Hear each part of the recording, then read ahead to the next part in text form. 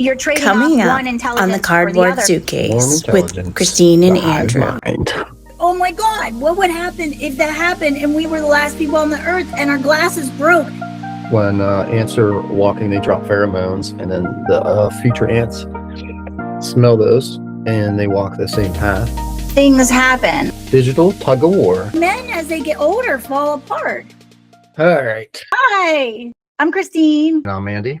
We're the Cardboard Suitcase. Okay, couple things. Well, I gotta tell people that this is not my real background, so in case you were wondering, it just felt like it's just a blank wall. So don't believe everything you see.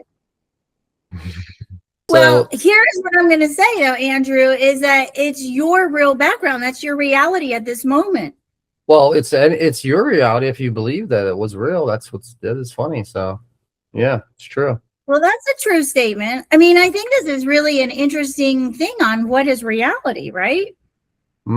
It's perception. It's all perception, man. That study they were doing for like autonomous cars and stuff. Go. Artificial intelligence, you're making them have like a conscience, like make a decision, and that's like giving them ethics, which is weird, but it's like your kid almost. Like you're like, this is what you should listen to. Depending on who's making those, that's what your values are going to be. So culturally, it'll be different. Like if a Christian did one thing versus a Muslim did another one. So, like, it's funny. Culturally, like who would you hit? Like who do you hold, higher esteem? Like a male or a female or children or whatever. How do you value those? So, like in America. Yeah, but I don't know what the answer. Like, if you polled 100 people, what would they pick? And then if you did like more, like what would people picking? So that's curious. What did you pick? I don't know, because I was thinking about it.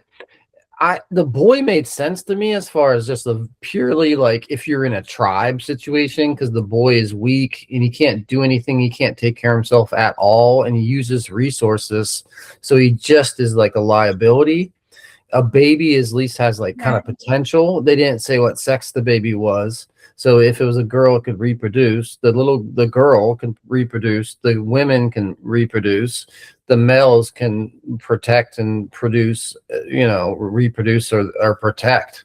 So I thought like that's why that was my reason. That's what I would think like it so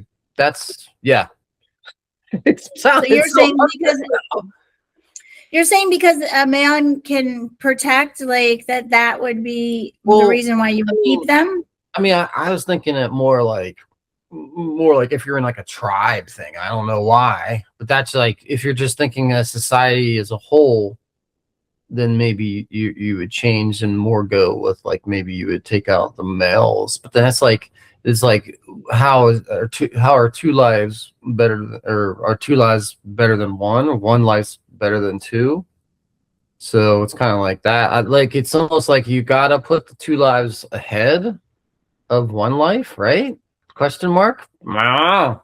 Well, I mean, you said it'd be the male, but it'd be two dead at the same time.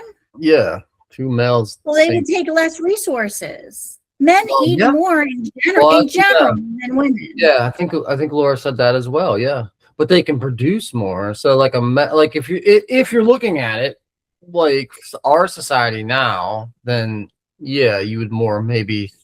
But if you're in a tribe or something, but I guess you're not going to be making that decision if you're in a tribe. Well, if you're in a tribe, though, men would probably exist. I don't know. Well, I guess it depends on what tribe you're in, right? Well, yeah, I'm saying, but usually like the males are the ones that would like protect the pack and like get resources and stuff like that, like hunting and all that. But I was just saying, I was just the gatherers, Andrew.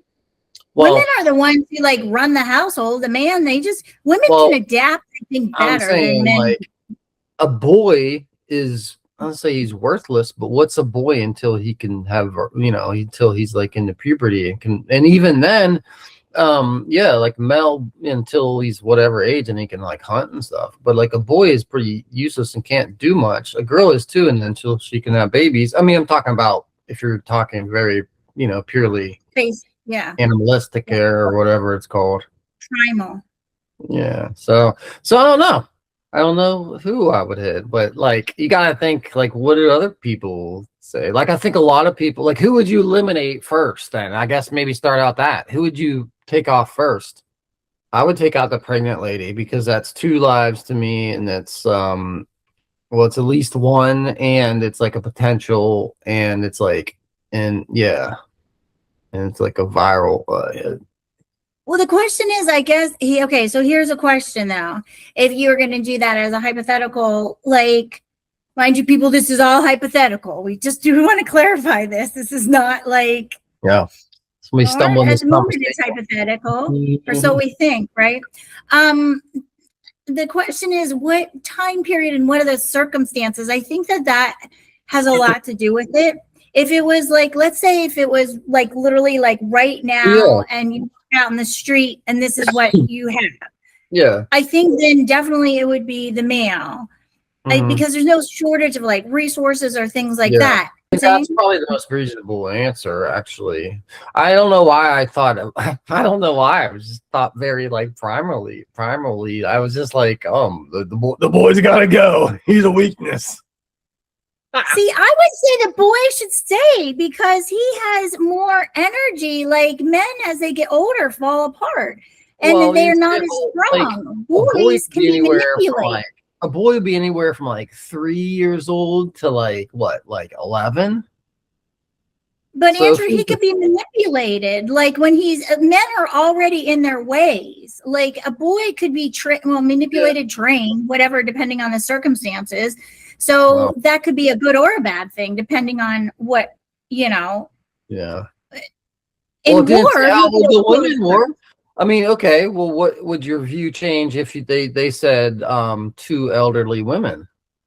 What does your view change then? I think maybe it does. I think a lot of people would say the 2 elderly women.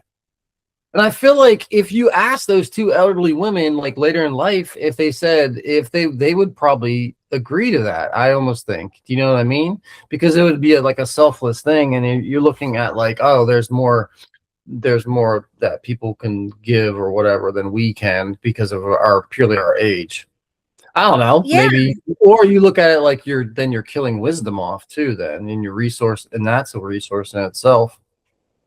Well, that's a very good point. I think it goes back to the whole idea of like, what are the outside circumstances? Like, are these women, they might be elderly, but like, are they the ones that were behind all of the, math or whatever situation that you need to survive? If that's the case, if they're behind the intelligence, like then I wouldn't do that then. I mean, if they're math teachers, I might hit them though.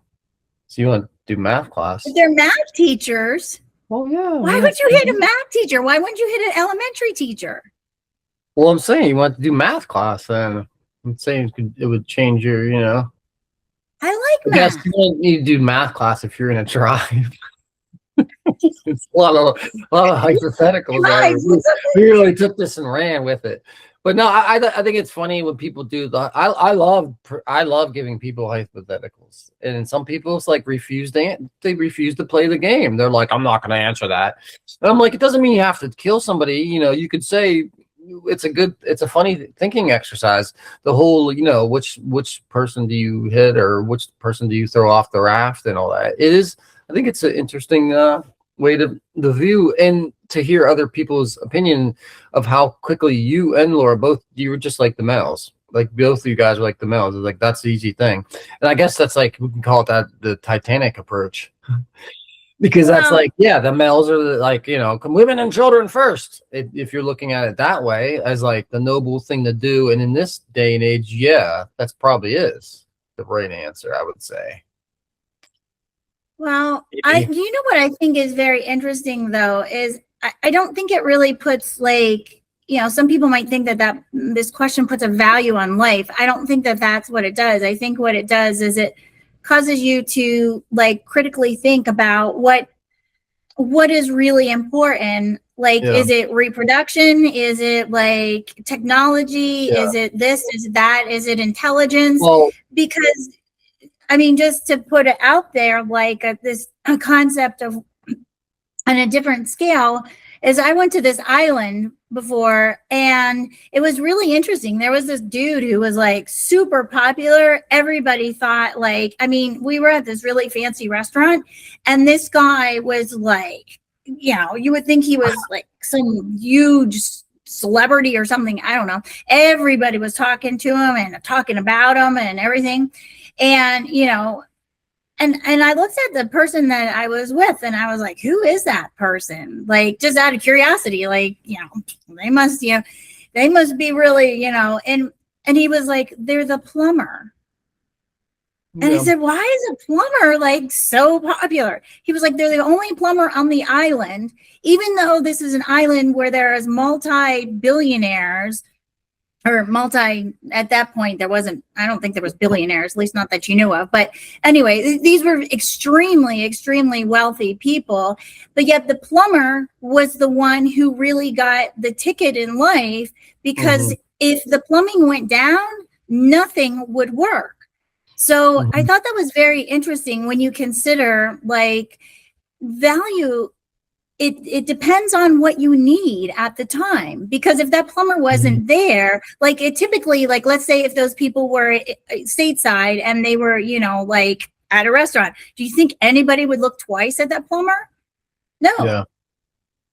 Yeah. Which is really sad, because plumbers are really awesome people, but it's just the whole idea of society doesn't value certain things. Well, it's that shifting a lot. Look at the shift in it. Right. I was watching a thing about that, the shift in the trades and how they're going up, and they're starting to level out with like some of those tech jobs now. They're not as strong. Like, boys can be manipulated. A boy would be anywhere from like 3 years old to like 11. But so Andrew, he could be manipulated. Like when men are already in their ways. Like a boy could be manipulated, trained, whatever, depending on the circumstances. So that could be a good or a bad thing, depending on what, you know. Yeah. In war, the women war. I mean, okay. Well, what would your view change if they said 2 elderly women? What does your view change then? I think maybe it does. I think a lot of people would say the 2 elderly women. And I feel like if you ask those 2 elderly women, like later in life, if they would probably agree to that. I almost think. Do you know what I mean? Because it would be like a selfless thing, and you're looking at like, oh, there's more that people can give or whatever than we can because of purely our age. I don't know, maybe, or you look at it like you're killing wisdom off too, then in your resource, and that's a resource in itself. Well, that's a very good point. I think it goes back to the whole idea of like, what are the outside circumstances? Like, are these women, they might be elderly, but like, are they the ones that were behind all of the, you know, math or whatever situation that you need to survive? If that's the case, if they're behind the intelligence, like, then I wouldn't do that then. I mean, if they're math teachers, I might hit them though. So you want to do math class? If they're math teachers, well, yeah. Why would you hit a math teacher? Why wouldn't you hit an elementary teacher? Well, I'm saying you want to do math class, then I'm saying it would change your, you know. I like math. Yes, you don't need to do math class if you're in a tribe. It's a lot of hypotheticals there. We really took this and ran with it. But no, I think it's funny when people do that. I love giving people hypotheticals, and some people it's like they refuse to play the game. They're like, I'm not going to answer that. And I'm like, it doesn't mean you have to kill somebody. You know, you could say it's a funny thinking exercise. The whole, you know, which person do you hit or which person do you throw off the raft and all that. It is. I think it's an interesting way to the view and to hear other people's opinion of how quickly you and Laura you were just like the males. Like both of you guys are like the males. It's like that's the easy thing. And I guess that's like we can call it the Titanic approach. Because that's like, yeah, the males are like, you know, women and children first. If you're looking at it that way as like the noble thing to do. And in this day and age, yeah, that's probably is the right answer, I would say. Well, you know what I think is very interesting though, is I don't think it really puts like some people might think that this question puts a value on life. I don't think that that's what it does. I think what it does is it causes you to like critically think about what is really important. Like, is it reproduction? Is it like technology? Is it this? Is it that? Is it intelligence? Well, because I mean, just to put it out there, like a concept of on a different scale is I went to this island before and it was really interesting. There was this dude who was like super popular. Everybody thought like, I mean, we were at this really fancy restaurant and this guy was like, you would think he was like some huge celebrity or something. I don't know. Everybody was talking to him and talking about him and everything.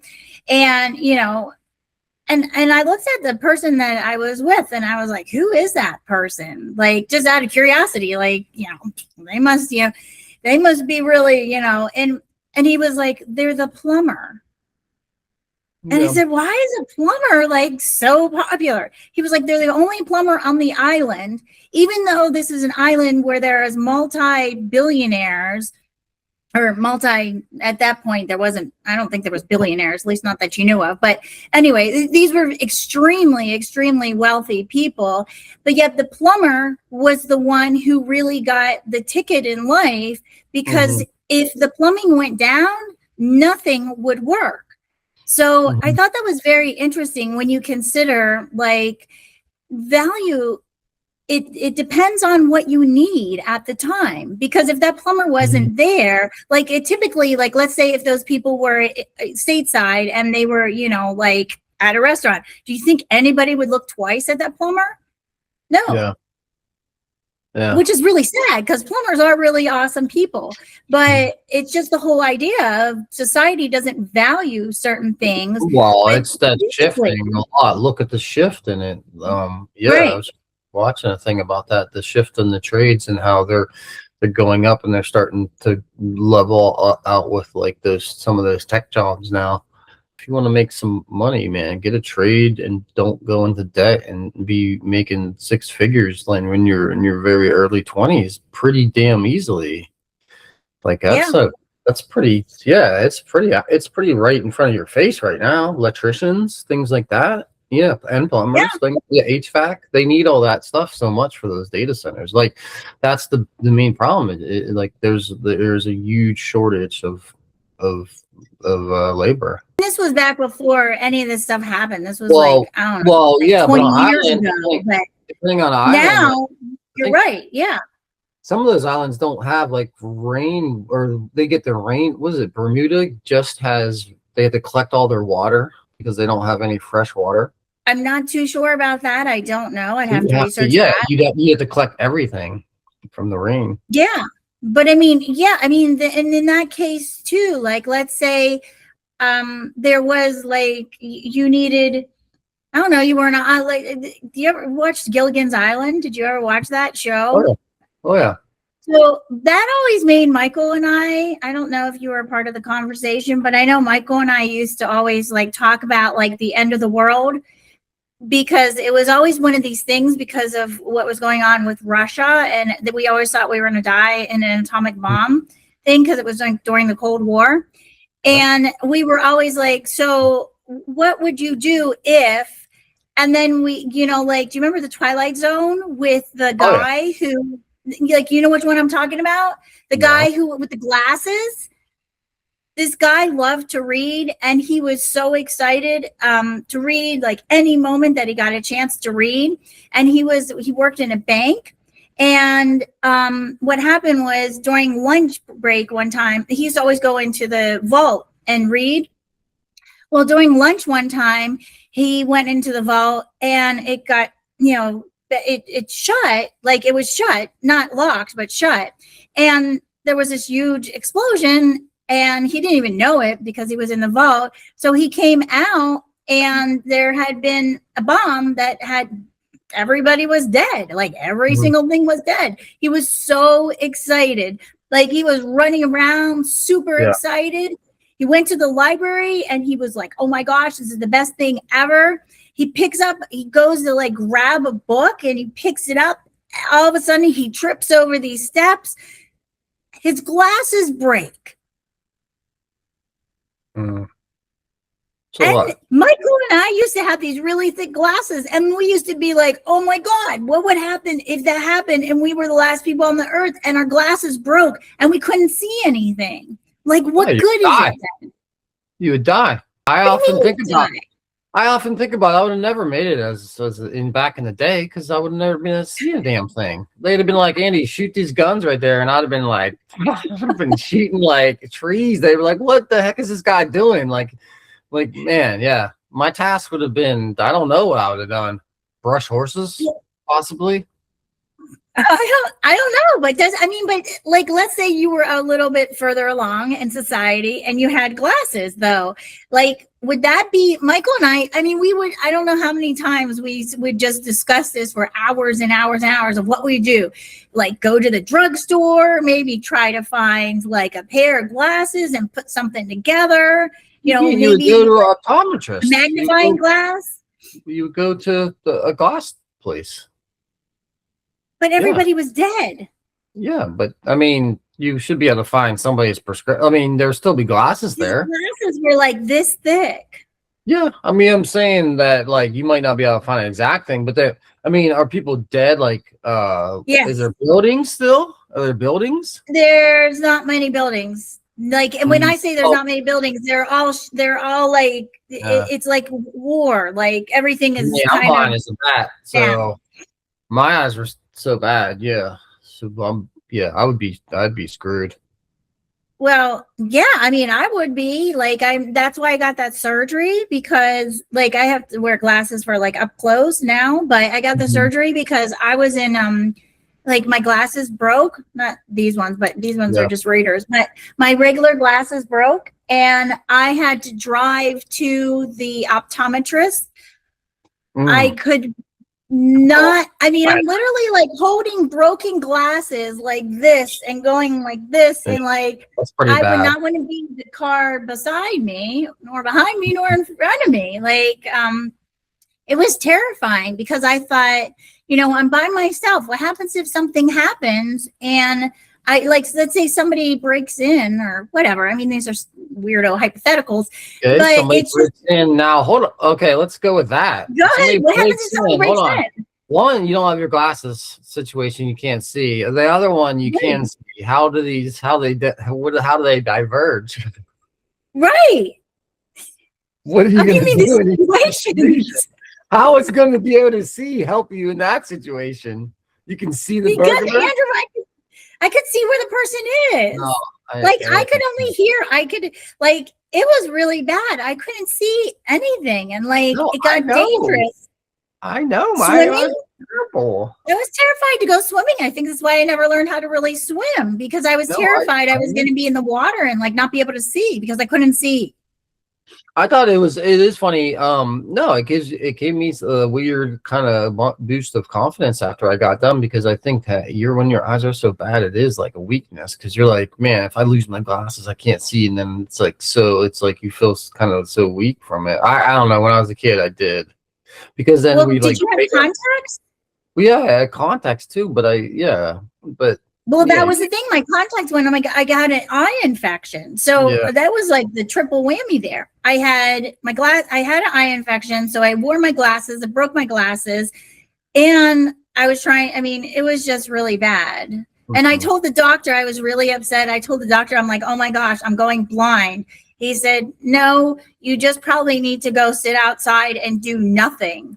Like, you're stressed out, and that's part of the reason why your eyes like are so tired, because I was like, when you get anxious, I think your body like reacts, especially if it's something where you feel endangered.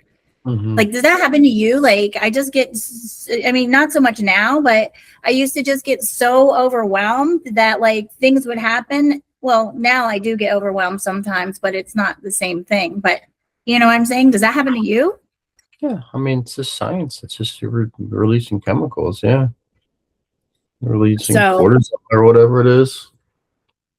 Unstress you. What did you feel like? So, what was there ever a time with your glasses that were like the determining factor? Because like after that happened with my eyes, like I thought, oh my gosh, if there's a fire, I literally could not see to find my glasses. No, Like, I always hated wearing glasses. I didn't when I was a kid. I was so conscious of it. I wouldn't wear them, so I never wore them in like middle school and stuff. And when I played football, I remember the one time I didn't wear. I'm playing football. I went to practice and I went to the wrong team. That's how bad my eyes were. God. I went up to the practice and was like, "Oh, this is not my team." I mean, that's how bad it was. It's pretty neat. If you can't keep up with the herd, you're gonna die. That's what's gonna happen. Other groups aren't gonna attack you. You know what I mean? And like, autonomous cars and stuff was neat because you have to kind of form it's kind of like a artificial intelligence. You're making them have like a conscience, like make a decision, and that's like giving them ethics, which is weird, but it's like your kid almost. Like you're like, this is what you should listen to. Depending on who's making those, that's what your values are going to be. So the whole swarm thing is that there's like no boss, so there's no central authority. So you could knock out half a swarm and it still goes. You know what I mean? So if you had like a central computer or whatever, you knock that out, everything's done. But so if you're talking about like with drones, so the drones can communicate then with each other, and they don't have to be able to communicate back with the base, things like that. So they can communicate within that drone system, so they can adapt. One of the things was they were talking about ants. If they like how they follow each other, and they have their little ant pass, but they find the best route. And then they're like, oh, this is the best way. And then other ants are like, I also think that. And then they drop their pheromones, and then that's like, then that becomes their highway. It's nature's way of finding the most efficient way. But in a little bit, we'll talk about some of the ways it goes bad. It's kind of neat. But I have a thing about birds. Yeah, it has a thing about birds on there too. The starling birds, like when it shows that the birds react to the 7 birds closest to them. So one bird moves from a hawk, it will like pivot, and then those other, like that's the way it does. So it just, to that bird, it's just flying with like a small group of friends, basically. So it's neat because it's like clumps of things acting as one big thing. It's like Transformers or whatever, man. It's so neat. You took out half the flock, they just adjust. It's the same thing like if you step on an ant hill, what happens? They keep walking, they keep doing what they're going to do.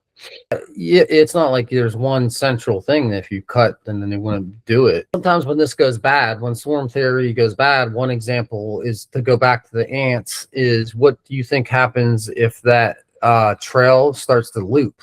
Like if they loop it, what do you think happens? Now they're in a circle. They just keep walking until they die. Yeah, they exhaust themselves. So in this system, you need somebody to dissent. You need somebody to be like, wait a minute, guys.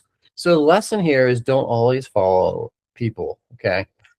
Don't always call, it's okay. Some circumstances here. It's a neat example of like, you can't just like, that's how nature adjusts. They will all die. They just walk until they're exhausted. I was thinking about that because mob mentality, I think, is different from I think different from that. Same, but in a different way. Yeah. It's kind of like mob mentality is almost like somebody who's raging out, but with also the general intelligence of that group, which is like a highly emotional thing. So in the way that moves, think about that, like mobs and lynchings, and that's almost like a swarm, and how fast that sentiment can turn and twist and violent it can be. The whole swarm thing is that there's like no boss, so there's no central authority. So you could knock out half a swarm and it still goes. You know what I mean? So if you had like a central computer or whatever, you knock that out, everything's done. But so if you're talking about like with drones, so the drones can communicate then with each other, and they don't have to be able to communicate back with the base, things like that. So they can communicate within that drone system, so they can adapt and all that. So it's pretty neat. But one of the things was they were talking about ants. If they like how they follow each other, and they have their little ant pass, but they just drop. They find the best route, and then they're like, "Oh, this is the best way." And then other ants are like, I also think that." And then they drop their pheromones, and then that becomes their highway. That's the way that they do that. But what do you think? Right? I mean, it's very efficient. Yeah, that's what I mean. It's like it's nature's way of finding the most efficient way. But in a little bit we'll talk about some of the ways that it goes bad. It's kind of neat. But birds? Did you? Because I saw about birds. Yeah, I have a thing about birds, things like that. Yeah, it has a thing about birds on there too. So like the starling birds, like when it shows that the birds react to the 7 birds closest to them. So one bird moves from a hawk, it will like pivot, and then those other, like that's the way it does. So it just, to that bird, it's just flying with like a small group of friends, basically. So it's neat because it's like clumps of things acting as one big thing. It's like Transformers or whatever, man. It's so neat. I think that's neat, but so what happens if one like dies or gets sick or something like in that? Let's say it doesn't matter. The other ones just feel, that's what the whole thing is. Yeah, because if you took out half the flock, they just adjust. They just adjust to it. It's the same thing like in a bee. Like if you step on an ant hill, what happens? They keep walking. They keep doing what they're going to do. You know what I mean? It's not like there's one central thing that if you cut, then they wouldn't do it. You know. Well, so what happens if like the birds fly into an airplane? Like, do they stop? At what point do they stop and change directions? I guess. Well, okay. Okay. There's a thing called so sometimes when this goes bad, when swarm theory goes bad, one example is to go back to the ants is what do you think happens if that trail starts to loop? Like if they loop it, what do you think happens? So now they're in a circle. They die? Yeah, they just keep because walking. They die. Yeah, they exhaust themselves. So in this system, you need somebody to dissent. You need somebody to be like, wait a minute, guys. So the lesson here is don't always follow people. Okay. Don't always call, it's okay. Some circumstances here, but no, you need it's a neat example of like, you can't just like, that's how nature adjusts though, because yeah, they'll all die. They just walk until they're exhausted. I was reading about the impact that this has had on the swarm theory has had on humans, and that if people are mad, like it doesn't take that many to make like the whole entire group mad, like the mob mentality. Yeah, I was thinking about that because mob mentality I think is different from I think different from that, same, but in a different way. Yeah, it's kind of like mob mentality is almost like somebody who's raging out, but with also the general intelligence of that group, which is like a highly emotional thing. So in the way that moves, and think about that, like mobs and lynchings, and that's almost like a swarm, and how fast that sediment can turn and twist and violent it can be. So yeah. It's definitely true. But one thing I was going to say about the the swarm mentality not working or working, I guess, but or finding like a glitch in the system is the Native Americans would use a thing called, and they would use buffalo jumps. So what they would do is siphon into a pathway on a cliff. And then they would kind of get the buffalo to get into that, and then they would startle them and get them to start running. So one buffalo sees the one in front of him running, then he starts running too. So they all run up to that cliff, and then they're like, "Oh shit!" and then all the other they said it's like a mechanical force because it's all behind them, and then they can't stop, and then they're just like boom. So there's spots like in Canada, like meters high, that have like bones and stuff that on the bottom of the cliff. Well, this was the thing that you were talking about as far as the blood.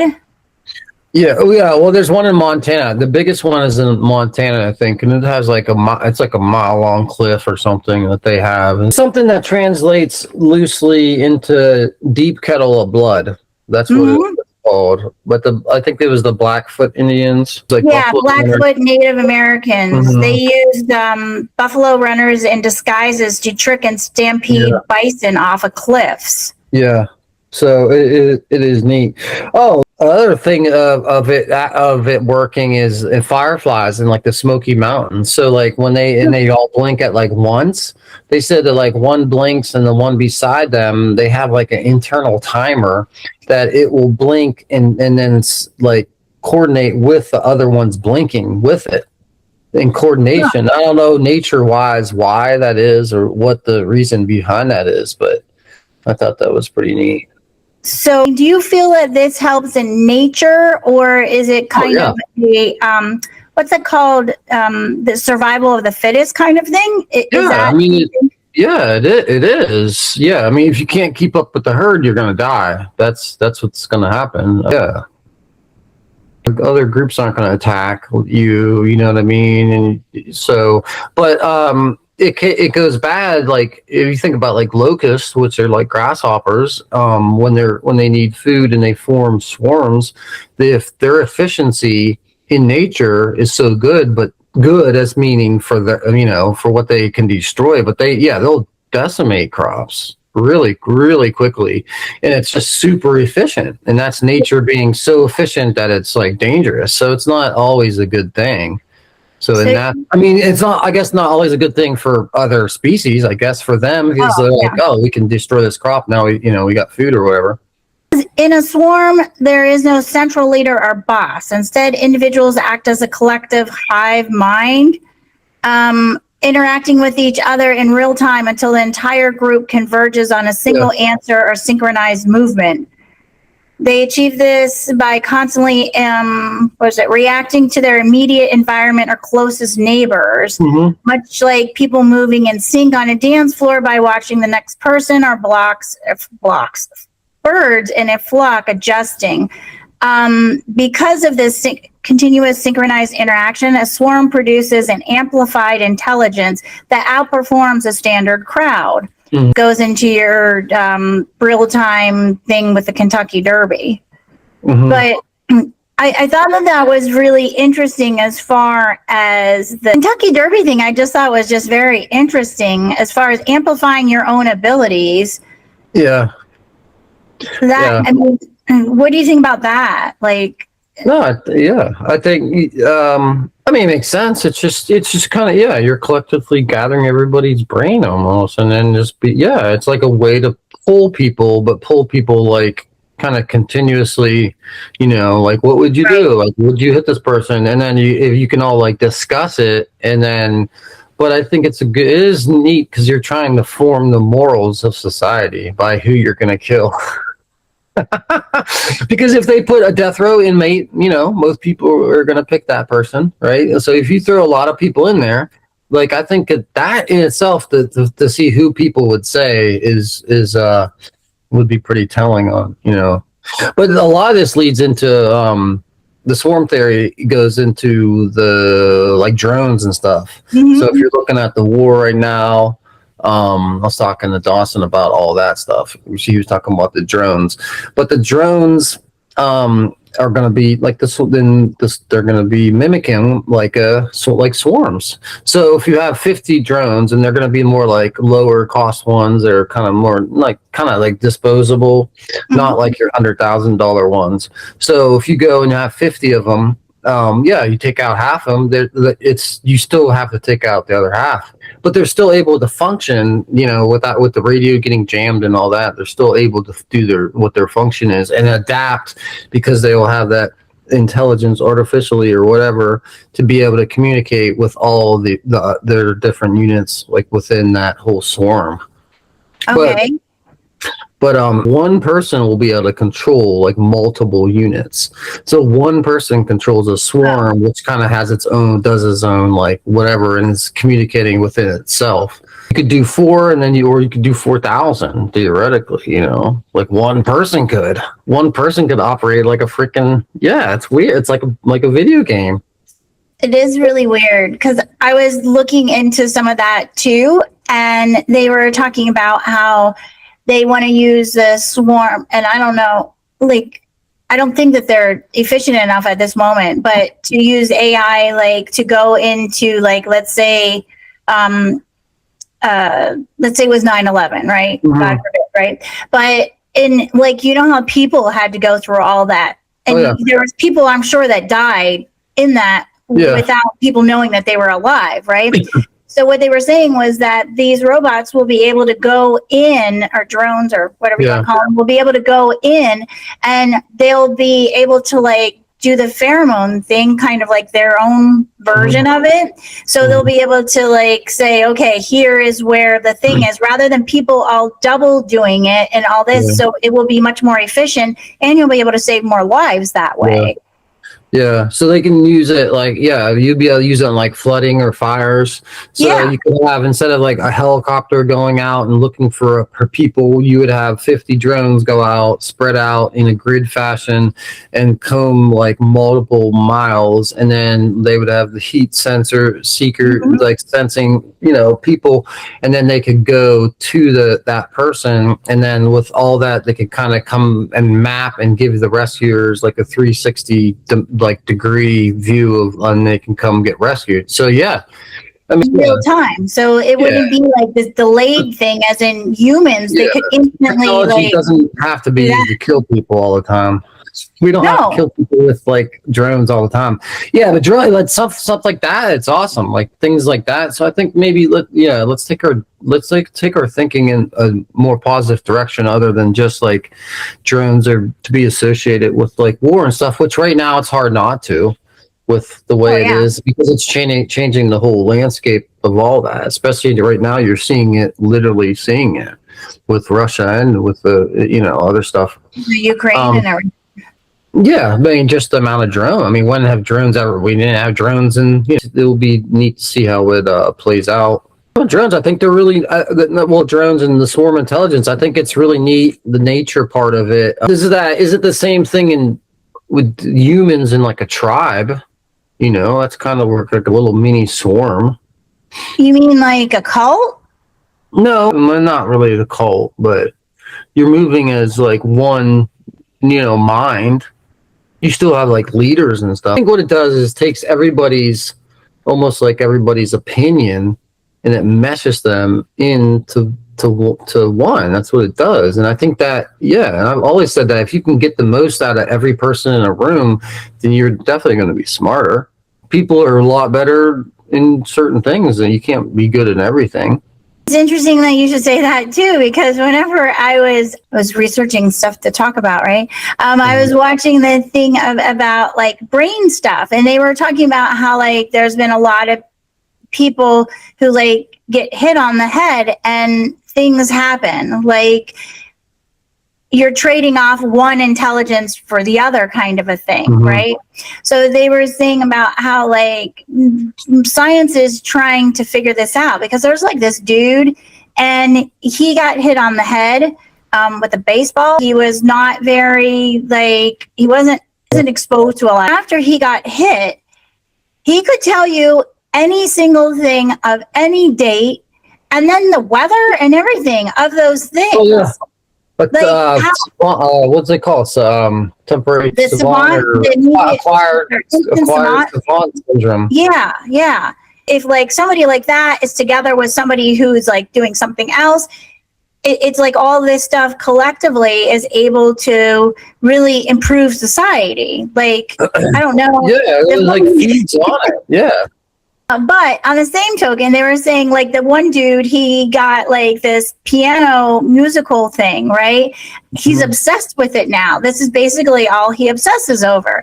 He never was into, he was an electrician or something. He was never into that.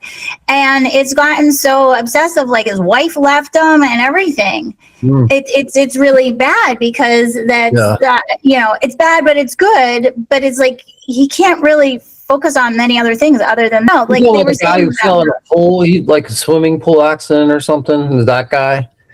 He was. No, this guy got hit by electric. There was a guy who was. He was doing something and he hit his head, and he said he was sitting in his room and there was this little little piano thing there, and he was just kept looking at it, and he was like, he just started playing it, and he was like, what the hell? And he said he could like just play it, and he was just like, what? So he had a lot of these things are like have the foundation or something that's there, like a baseline, and then something happens and it just connects something. But he said he played like as long as he could that whole entire night, and he didn't want to go to sleep because he didn't want to lose it. So he woke up in the morning and he took his mom to the piano store and he just started playing it. And she was like, what the heck? So he's like, yeah, look at this. So I don't know if this has anything to do with the swarm thing, but I was just thinking the guy was saying, in a way, it's really good if you get hit on the head, kind of like we said the other thing, but everything comes with a trade-off. Yeah, and no, it's true. Like, we already have this in us. This is like what's so shocking. I mean, this happens time after time after time again. People get hit on the head, and all of a sudden something in them is like awakened, but something is taken away as well. So it's like your brain, who decides what you prioritize, or how does your brain decide what to prioritize? Functionally, I think just your basic living things, and then go from there. But it's just like, I think it's one of those things. It's so rare. It's basically if you like threw up all your electrical connections in your house and then they fell back down, and then it rewired your house differently, and like a certain section, like now your basement is wired differently or something like that's. And then now you can do equations and stuff way better. You can see music in your head and everything like that. But we have this all along. This is what's so weird. If you have I don't know. I think physically your brain is, in cases like that, I think physically, your brain has changed. I think it's like with yours thing. I think it's a physical thing with those. I think like your brain, there's an injury, and then your brain is recuperating and trying to make those pathways as quick and as efficiently as possible. Connect everything, and that's what it does. So whatever pathway that is, I mean, there's cases of people being born with like half brains or whatever, and never knowing that until they got like a scan and realizing that your brain overcompensated for like so much, like normal intelligence and things like that. Like it's crazy. It just so I guess if you go to the swarm thing, you have to wonder, like, is there a part of our brain that instinctually wants to be a part of this swarm, or is there like a part of our brain that wants to deviate from it? Like, what's your inclination with, you're in like primal instinct in what's that called your instinct. Yeah, what's your primal instinct? You want to be a group is protect. It protects you. I don't know. Like now, it's kind of weird. It's like the opposite now. But like a group, like, and if you're in your family unit, like if we were in a family unit and everything, you'd feel protected and everything. And everybody wants to feel protected. So like, you don't want to just like go out. But in nature, look at different systems like whatever primates and stuff, and the way that's set up. You think that we're naturally, like our DNA kind of a thing, like programs us already to be predisposed to be groups. I mean, I think that's been proven a lot. They did that. Like you need like human interaction. Well, they did that one study with the Rhesus monkey, Rhesus or whatever, RHU or whatever it is, Rhesus, not Reese's Pieces, but the monkeys. Did you ever see that study? They had like baby monkeys, and basically they gave them everything that they gave anything else, but they just didn't hold them. So they gave them no like emotional anything, and they died. They all died. They died. So you need it. Like that's Why do they die though? Like what's the physical reason they died? So But do you need it as you get older though? I mean, I think if you look at like to be psychologically healthy, yeah, I think you do. So I mean a certain amount. It's just like anything. I think people need certain amounts of like of vitamins and stuff like that. But a certain amount of love or whatever, and that depends on what you got when you were younger, and then how you filled in with that later in life, and then how you adjusted to that, and then what you need currently. Well, if you look at like really intelligent people, though, a lot of them are like, shoot, what's that word? They stay away from people. Like reclusive. Yeah. I mean, I don't know. I mean, they're not really like out in public much. I mean, like if they are, it's very uncomfortable for them. So. Is it if somebody is a higher intelligence that they're not going to be part of this swarm thing?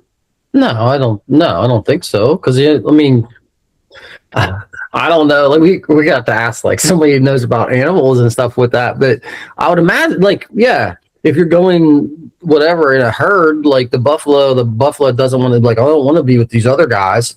Like what is he going to do? He's going to be by himself completely. So if he like. Whatever, he's way more prone to attack and everything when you're by yourself. Like that is just like a survival thing. In humans, does that happen? I mean isolation. I look at isolation. Look at what's it called? Solitary confinement. Yeah. Look at what that does psychologically to you. Which that's crazy. People are like, oh, that's whatever. But look at this. Look at what that does to you permanently. Not having interaction, it's horrendous. It's terrible. But why? For me, like if somebody was like, you have to sit in this room with nothing, like that, I would that would be the end of days because what would you do? Yeah, I mean, anxiety thinking about it, but okay, so not that situation, but like. There's like things when you go off to be by yourself just to regroup and be like refresh and replenish yourself. And that's like, like, that's what I'm saying. Like, and is it the fact of if you are more intelligent that you are like already pre-programmed to not be a part of this swarm thing because you think outside of the box? I mean, maybe that what it is? Yeah, I mean, maybe evolution as far as where we're at now, because is it good to think of, like for us now, is it good to think as a swarm? I don't particularly think so. Right. Like, I think if we, I don't know. Maybe it is because, I mean, science says it is. That's what it says as far as like picking out like prediction markets and stuff like that in like financials. So, and that's what it's saying with some of these other studies that it is smarter to follow the crowd, basically. But then, if you look at the market, though, lately, people have been like, crazy. Like, that's like a swarm or is that a swarm or like a mentality? I don't know. But that's a good example of everybody does run off the cliff. That's the danger you have. So maybe just pause before you run to the cliff. Pause before you run to the cliff. I don't know. I just like I guess it gets really deep once you really because I started thinking about this stuff, and then I was like really getting into it, and then I looked at the time, and I'm like, crap. Well, humans are really social creatures, and I think I always underestimated how social we are because I always told myself that people are just like pretty dispensable, and I always thought I was just very much of a loner and everything. But I think that you're kind of fooling yourself if you don't think you need human connections. Yeah, I think it shows with people who don't have those connections, and then you go, if you go talk to people and stuff like that, there's like a coldness sometimes. But I mean, most people are dying for those connections, and once once you sit down at the table, I think they are. I mean, to me, it seems I feel like when I meet people, they're just like it's just that's like. Yeah, there's just like they want to connect. Right. I don't know. Does that sound weird? But that's just like people, like whatever you get out of that. I don't know the physicalness of it. Well, I'm sure it releases something, but it's just more than physical, right? Or is it? Who knows? Because you are essentially drugging yourself when you do things like that. When you go work out, you don't take a pill, but you do give yourself chemicals that you would if you could take a pill, something like that. So you kind of are drugging yourself, which is like a reward system. It's like a positive reward system. Like work out, you'll feel better. We'll release these endorphins for you. Right. I started thinking about this, and I was just thinking, okay, so before it was weird. Like before my head injury thing, I always liked being around a lot of people. Mm-hmm. Usually I like my family. No, I like my family, but like, honestly, like I get so agitated with people. Like I just don't, it's not the same thing. I used to really like to be around people. And now I just am not, it's not that I'm antisocial. I don't feel like that anymore. I kind of like the quiet, and some of this might be too because it really hurts my head, like noise. Mm-hmm. So I don't know if it's like a physical, mental thing where it's making the connection like this hurts, so don't do it, or what? Because but I notice I just am not I don't know. Where was I? It was somewhere. I was at a grocery store, right? And I used to engage all the time in a conversation with the people in front of me, behind me, everywhere, right? Well, I made the mistake of this guy looked at my thing and he was like, "Oh, I see you have organic milk. Does that make a difference in your stomach?" And I was like, "Yeah, it does." And then I wanted to turn around. I really didn't want to talk anymore. I was just like, "Okay, dude, I'm done talking to you." And then he could just continue to talk. And I was just agitated. I mean, normally I guess I would have just engaged in the conversation happily. I mean, when I say normally, before, but this time I'm just I just don't want to really talk to you. Yeah. Well, I mean, I'm almost the opposite now. I'm more like, yeah, I don't know. I think I used to be that a lot because I don't know. I just felt so bothered by people. I still do a lot of times, honestly. Because my mind's so busy and it's just I feel like I'm doing so much more, and then somebody's talking to me and I feel like they're interrupting me, and it's not. You have to check yourself continuously about that. Well, I do at least, because I'm you're coming off as an a-hole here. Stop and treat people like people for a second, and get out of your own head for a second. But it's hard when you got stuff going on. But I'm way more inclined to talk to people now. I think that's just for me. That's just the progression of my personality and opening up to people, though. But I understand that because I don't want to go to Walmart and have a conversation. I don't for me, spending time with people, it depends who it is. So if you're a high caliber person, meaning that in my life that I want to talk to or spend time with, then okay, we'll sit down and spend whatever.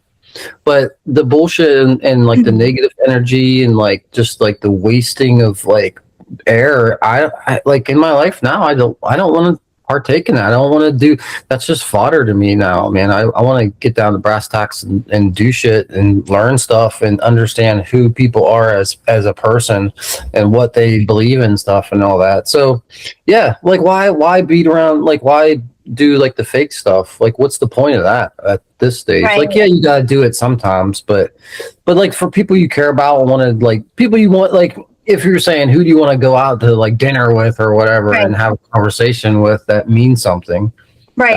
I think that's what it comes down to. But I guarantee those people are more fulfilled in life if you're having those conversations. Well, it's about like the fluff stuff. It's interesting because like I just do the obligatory, hello, how are you? Hope you had a nice weekend. And like, but I'm not even there mentally. Mm-hmm. Like I don't really listen to your answer. No offense if you're listening. Like you said, and I think you hit it on the head there, is like I'm always in like thinking already, like, okay, so what's on my agenda? Like what can I do? XYZ. And I'm thinking about like the podcast, and I'm thinking about this and that, and I got this to do, that to do. And somebody says hi, and I'm like, hi, like, and then I just like walk up, and she's like, yeah. And I'm just thinking, well, I don't want to talk to you. Like, I'm not trying to be like, and I don't. Yeah. I think like it's not there. Yeah. The filter isn't there because I almost said, I don't want to fucking talk to you, but I didn't. But I don't want to talk to you. Well, like, I talked to AI about this. I asked AI about this because I was like, I want to like, what is, I was like, I was like, I get really impatient when people talk to me a lot of times. And because I have talked to a lot of people, and and that's fine, okay.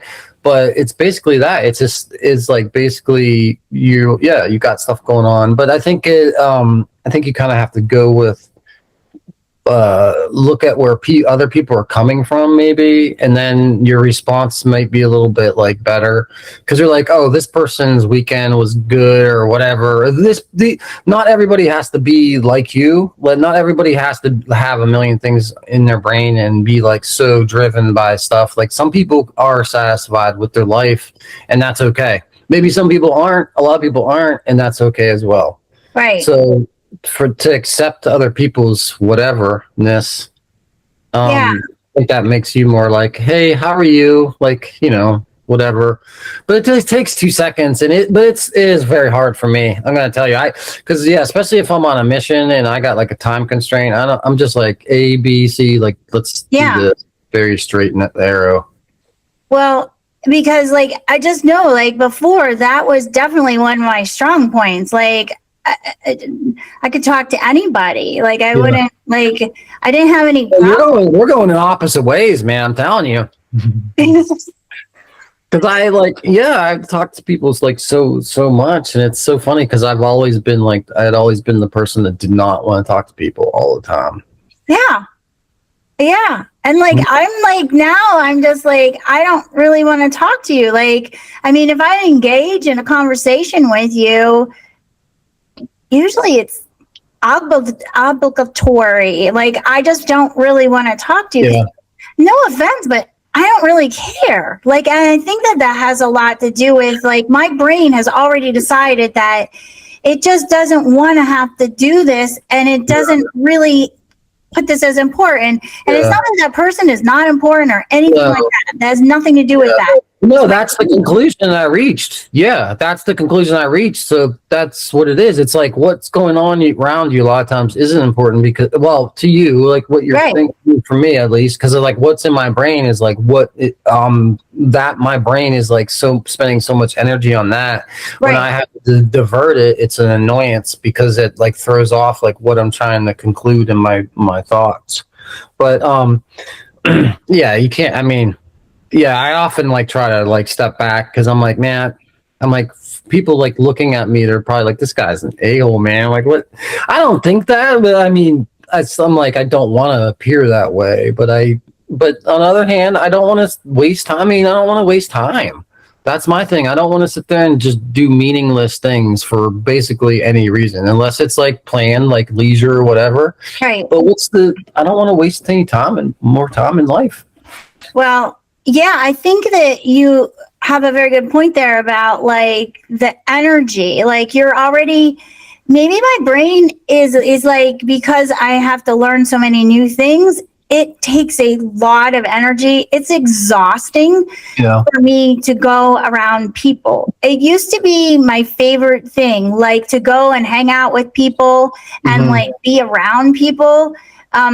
It wasn't exhausting. It was a way I got energized. Yeah. Now, see, I'm telling you, I'm almost the opposite now. Like I crave intellectual conversations with people, or people have different ideas and different perspectives. So if somebody does a different job, if I'm working for somebody, I'll usually pick their brain and stuff, because it's neat. Because I work for how many people a year, and it's like everybody is working and specialized in something. So if you say get one tip from every single person, which we're going to segue that into a quick tip about drinking public water.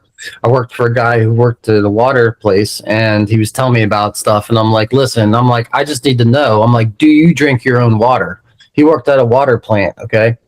And he's like, put it this way, I use it for coffee. And I said, enough said. So now I never drink tap water from that conversation. Am I crazy? I don't think so.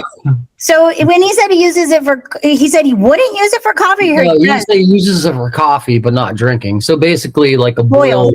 Yeah. So I mean, hey. Well, it's if you go real fringe theory here, because of the fluoride situation, like they say that that's not good for you. The what, tap or the regular water? Your water.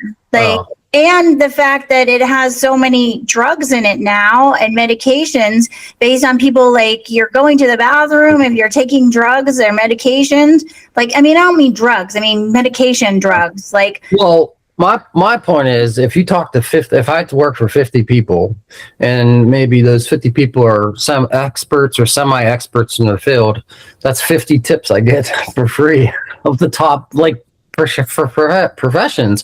Like I worked for a stock guy. I was like, I asked him a couple questions about like stock stuff like that. So, yeah. Like stuff like that, I like having conversations about, like, with that. I don't like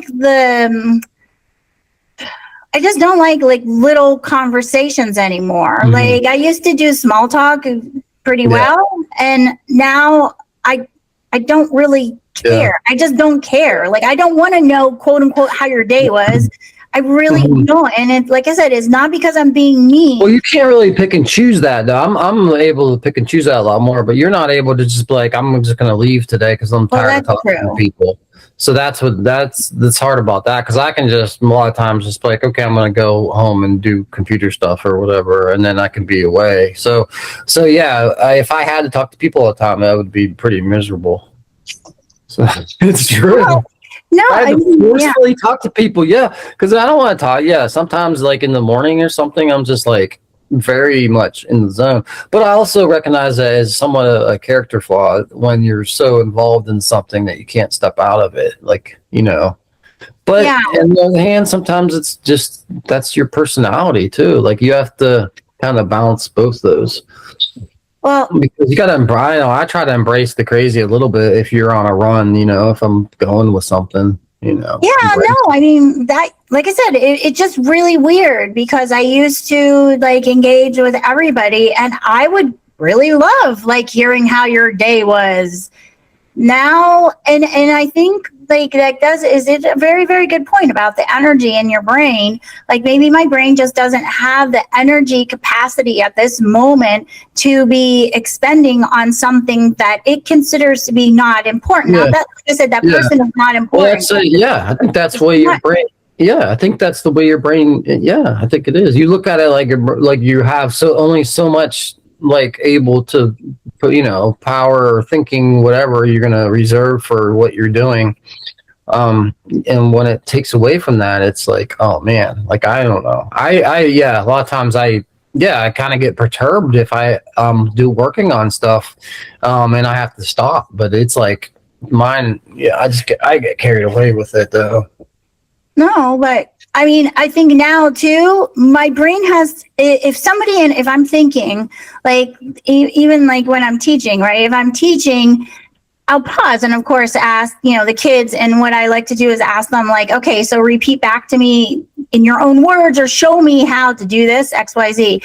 But if another person comes in the room when I'm in the middle of talking to them or talking, teaching the class, I forget what I'm saying. Yeah. Then my brain has to do like triple the work to try to figure out what I was saying. Yeah. No, I know.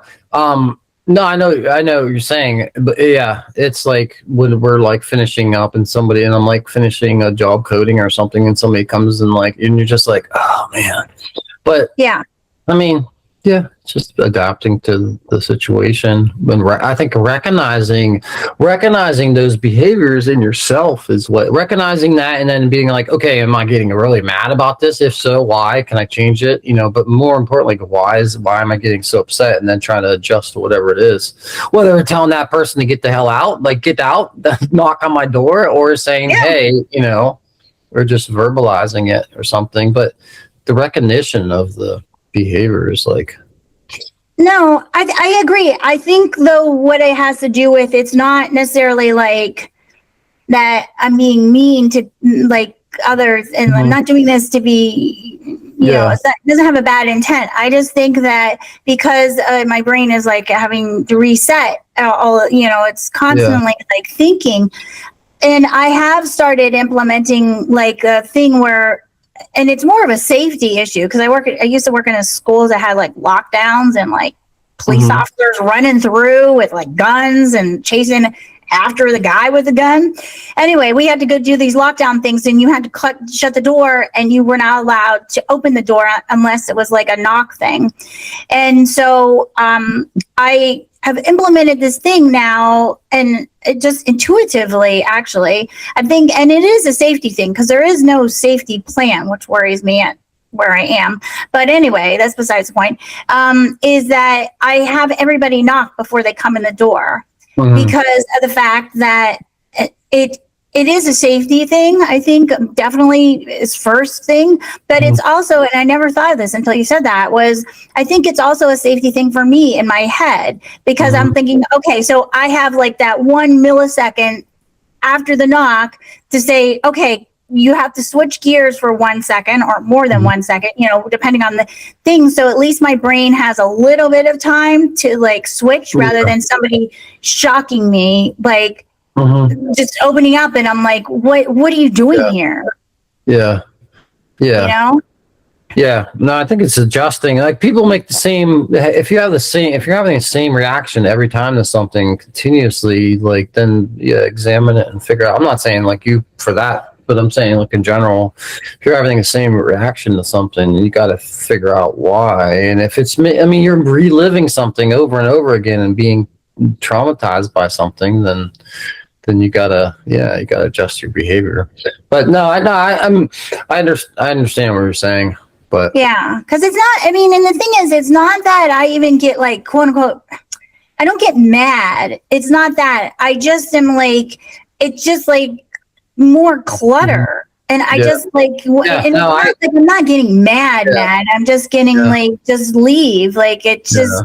I don't know. Well, when I was reading about it, it's also too for me also is like when you're talking to people, I kind of looking at the whole picture of what I'm trying to accomplish, and people I'm talking to are just like puzzles to that, and so they don't see the same picture. So they're not seeing what needs to be done. So they're just seeing their puzzle of their part of that.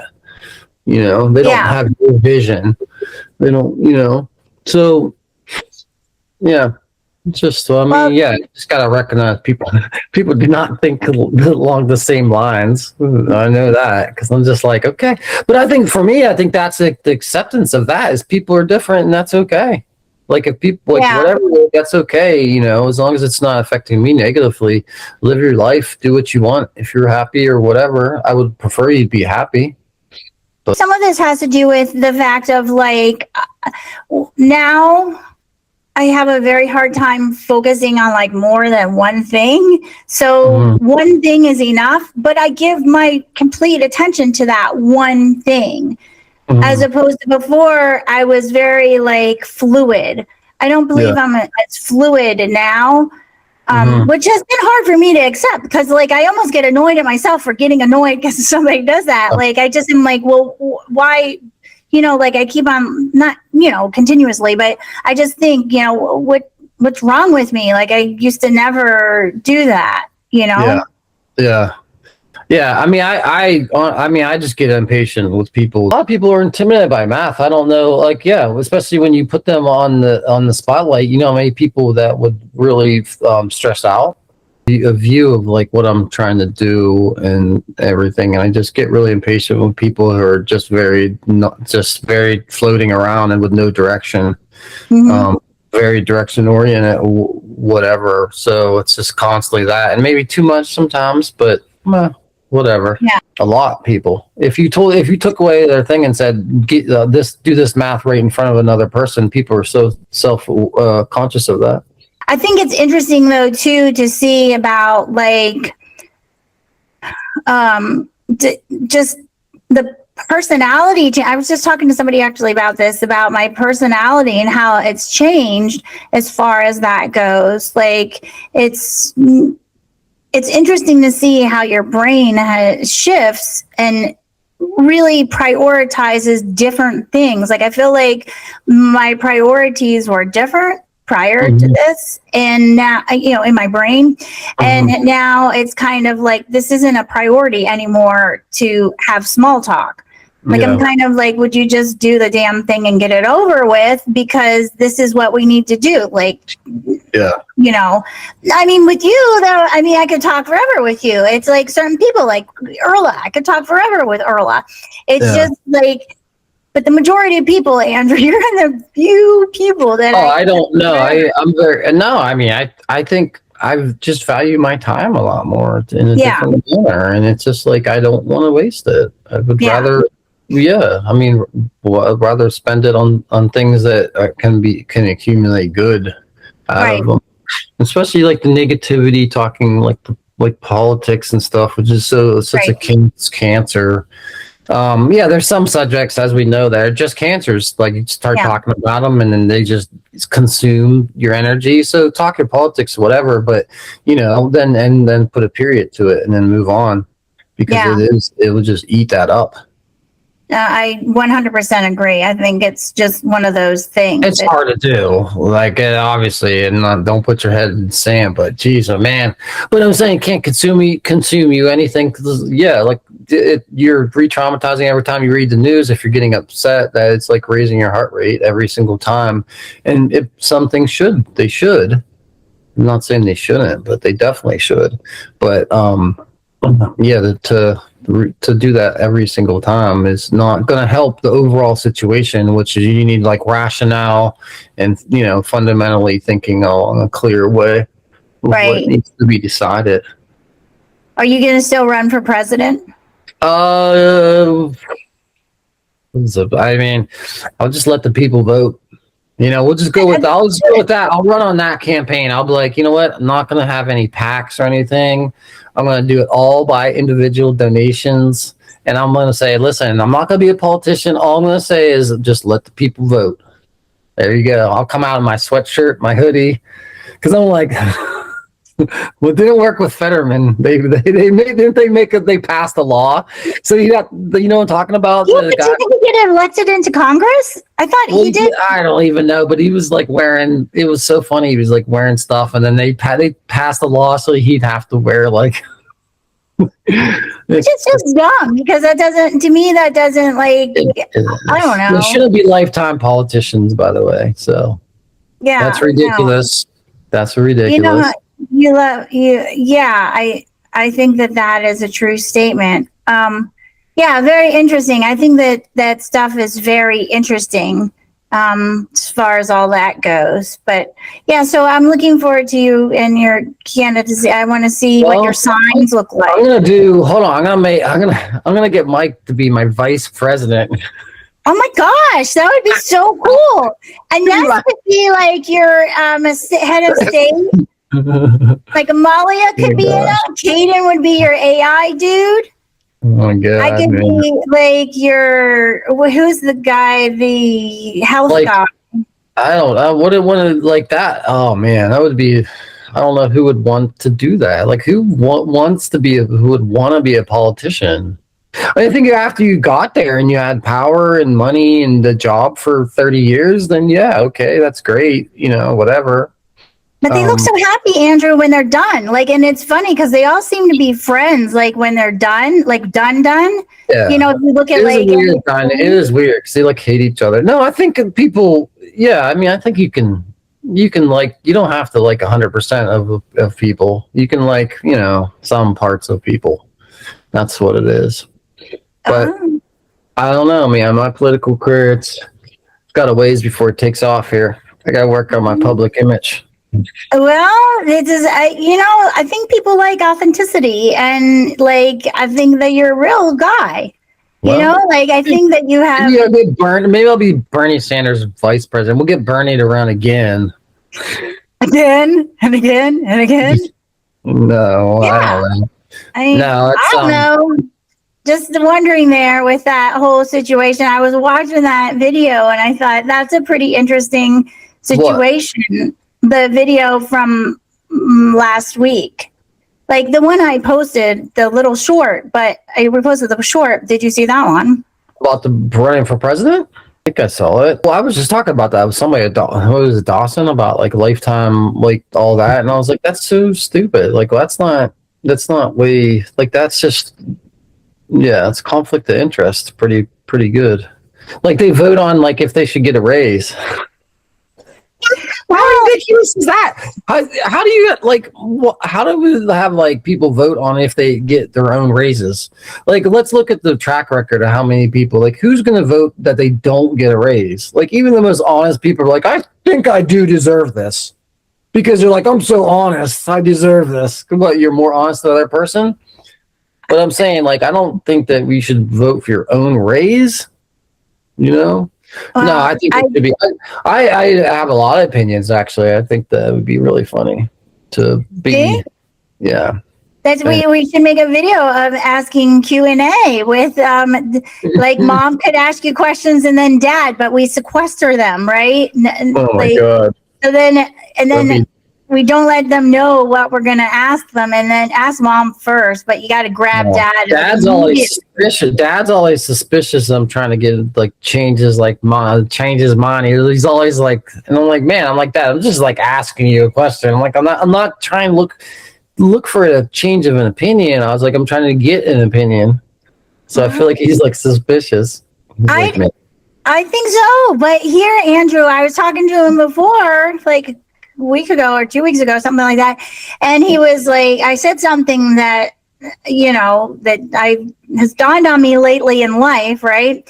And he was like, that's a very interesting point. You bring up a very interesting point. And I was like, what? Like, I did not anticipate hearing that from him. I thought that was really good. Maybe he's like changing and being more open, because if he was, that would be really awesome, because he seems to be closed-minded on a lot of things, and then you eliminate a lot of thought, you know, a lot of people in general, you know? Mm-hmm. No, I think what I've noticed with him is weird. He's actually been quieter, but he's been listening more, which is funny. I was down there at their mom and dad's house, and mom was saying something, and I was like, out of the corner of my eye, I was like waiting for dad to interrupt, but you could see he was just like in his head, he's like, Mike, don't do it. He's like, let her speak. So he has a little agenda what to say, but it was neat. It was great. It was good to see. So it's good. Old dogs can change their tricks sometimes. Well, I'm like, I don't know what the reason is or whatever. I don't, you know, that's whatever, but whatever it is I think this is a good thing that dad is doing that, because I think it's self-reflection. I think he's getting some self-reflection, maybe. I think it's great. Yeah. I mean, maybe because like mom, everybody like has rubbed up on him. Like, you know, like especially you, I think he always quotes you like, well, Andrew says, Andy says, Andrew says, mom quotes you all the time now too. Andrew. I said, my. And now, like, what was it? Get some backers. We get some backers, man, there. From all political parties. All political parties. I will have no political affiliations. There you go. I'll be totally independent from any organization, 100%. What if I did that? There'd be nobody, everybody, like no unions, no like anybody, no Democrats, Republicans. I would just be 100% independent. I think it would be interesting. But the thing is, you have to have the backing of some of those. You got to dip your toe in the dirty to get elected. Yeah, I know. That's what I mean. That's just the reality of it. No, that's it. You have to be a little bit dirty to get ahead. And I think that it doesn't seem right. But would you do that? Like, let's say if you were running, like, would you really, of all the things, who would you least be objected to? Who would you least object to being like in association with because you needed their support? Like who? Like what party? Like what kind of a group? Like would it be would it be a medical group? Would it be an educational group? Would it be I mean, yeah, you do have to tie hands with a lot of people when you're running with that. So you obviously can't be like that, but you could actually be, and I would actually think it would be great, to have a person that was more independent thinking, because you have so many people who just, their party line, they just repeat it, and it just is like, what if we just all mixed everybody up and nobody knew who was Democrat, Republican, Independent, and then we talked, and then it would be, so everybody just feels like they have to run the same, on their same side, and it's just so self-defeating. It's not helping anybody, or it doesn't help the country, doesn't help anything. It's like two parents arguing and not accomplishing anything. Ridiculous. So inefficient. I think I've always been in the middle in a lot of things, so I think I can relate to people on a lot of sides, and I think I can actually bridge people together in that realm as far as seeing two sides and everything. So I think that part is neat. I think like you could be a middle of the road kind of a person, which I think we've lost the moderates, and that's I think where like you feel obligated to go one extreme or the other extreme. Not go, but you don't feel like, I mean, no matter what you choose, you are going to be aligned with a party that's this way or that way. They're not like in the middle anymore. It's true. And getting older, you see different perspectives. And so you don't see those. You can see why people transform as far as their views and why they get more conservative over age, things like that. Like, trying to protect what they have a lot of times, or protect what they think they have. All right, you ready to call this quits? Okay, real fast. I just want to tell you the story about the person at the store. Okay. So I went to a drugstore. I won't say which drugstore this was, but anyway, it starts with a W. But I went to this drugstore, and they're so horrible about like mislabeling everything, right? Like it will have like a price there, and I'm very picky about I make sure if it says it's on sale, whatever, I make sure like if they ring it up and it's not the right price. Anyway, so I got these things, and they were ringing up significantly higher, right, than what they were supposed to be. I asked the lady, I'm like, can you do anything about this? She got very flustered, and I thought, okay, no big deal. Like she doesn't, you're asking me to like redo the prices or whatever.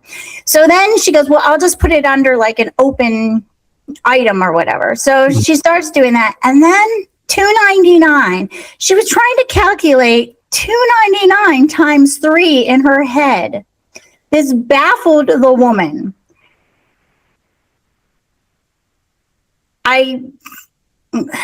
You became one of them old people who said that the young people don't know how to add anymore because they have calculators. The old goddamn guys when I used to work at a fruit market, they'd be like, you try to do that in your head, and I'm like, what? This ain't a fucking math class. Like, why do I got? I'm like working at a fruit market. I don't care. Do $2.99 3 times? I'm saying I'm not there to do this. Ain't math class for me. Like I'm getting paid like minimum wage. Like, dude, just take your damn fruit, take your bananas, and get out of here. They're like spending like 39 cents on bananas. These old people, and they're like, I wasn't there for math class. The old guys would do that to me, and I'd be like, dude, give me that calculator. Like, I'm not here to like be your like monkey and like figure out math for you, and then you tell me that I don't know how to do math. I'm not 80 years old. Okay. I'm like 17 years old. round it to 3. Do you think I cared when I was like 18 years old working at a fruit market, half hungover, and like trying to get these guys to do math problems for them, like arithmetic, smelling like some old tomatoes and some rotten potatoes? This was like a full-blown conversation. People, I mean, they were like, the two of them were like engaged in this conversation. What's sales tax down there? That's a great question. I'll be honest There with we you. go. You don't even know it. I don't know. It either. You were like, that sounds good to me. Took the cash and ran. I mean, I'm not surprised by the math thing, though. I mean, yeah, you should know that. People don't know how to do that. All right, I gotta go. Say goodbye, subscribe, and like. All We right, can both say goodbye. subscribe. Subscribe. Wait, do it again. Goodbye. Subscribe and like. This is what Christine, she makes me do stuff I don't want to do. Goodbye from the Cardboard Suitcase. We'll see you again next time. I love you, Andrew. Peace out. Can I just say goodbye from the Cardboard Goodbye. Suitcase, Andrew? Look, ready? Hold on. This is called the Irish goodbye.